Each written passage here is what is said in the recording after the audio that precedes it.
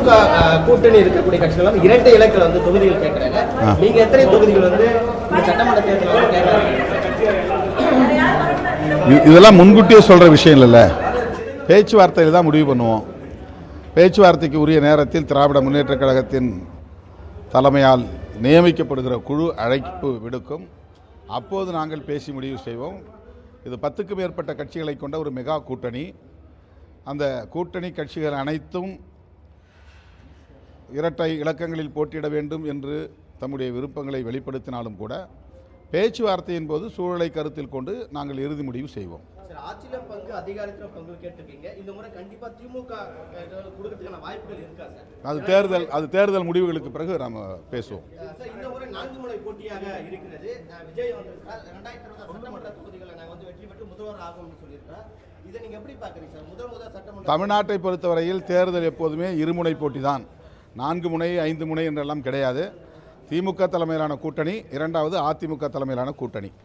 திமுக கூட்டணியில பாட்டாளி மக்கள் கட்சி ராமதாஸ் அவர்கள் வருவதற்கான வாய்ப்பு இருப்ப தகவல் வந்து வெளியாகி இருக்கிறது. இல்லை, யூகமான கேள்விகளுக்கு நம்ம பதில் சொல்ல முடியாது. இதே கேள்வியை திரும்ப திரும்ப கேட்டுட்டு இருக்கீங்க. நான் ஏற்கனவே ஒரு முடிவு நாங்கள் எடுத்துருக்கிறோங்கிறத மறுபடியும் நான் சொல்லிட்டு இருக்கிறேன். அதில் மேற்கொண்டு சொல்றது எதுவும் இல்லை. திமுக கூட்டணி இருக்கக்கூடிய கட்சிகள் இரட்டை இலக்கில் வந்து தொகுதிகள் கேட்கறாங்க. நீங்க எத்தனை தொகுதிகள் வந்து இந்த சட்டமன்ற தேர்தலில் கேட்கறாங்க?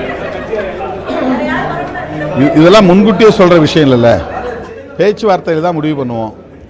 பேச்சுவார்த்தைக்கு உரிய நேரத்தில் திராவிட முன்னேற்ற கழகத்தின் தலைமையால் நியமிக்கப்படுகிற குழு அழைப்பு விடுக்கும்.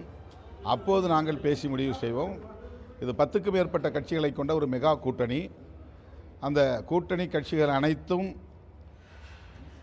இரட்டை இலக்கங்களில் போட்டியிட வேண்டும் என்று தம்முடைய விருப்பங்களை வெளிப்படுத்தினாலும் கூட பேச்சுவார்த்தையின் போது சூழலை கருத்தில் கொண்டு நாங்கள் இறுதி முடிவு செய்வோம்.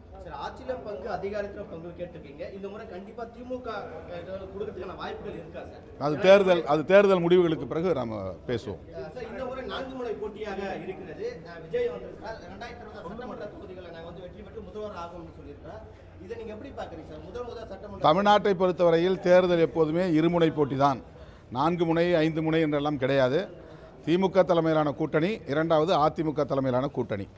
திமுக கூட்டணியில பாட்டாளி மக்கள் கட்சி ராமதாஸ் அவர்கள் வருவதற்கான வாய்ப்பு இருப்ப தகவல் வந்து வெளியாகி இருக்கிறது. இல்லை, யூகமான கேள்விகளுக்கு நம்ம பதில் சொல்ல முடியாது. இதே கேள்வியை திரும்ப திரும்ப கேட்டுட்டு இருக்கீங்க.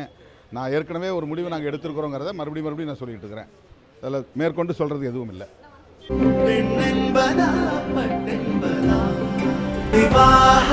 மணப்பெண்ணின் பிரத்யேகமான திருமணம் விவாஹா தி சென்னை சில்க்ஸ்.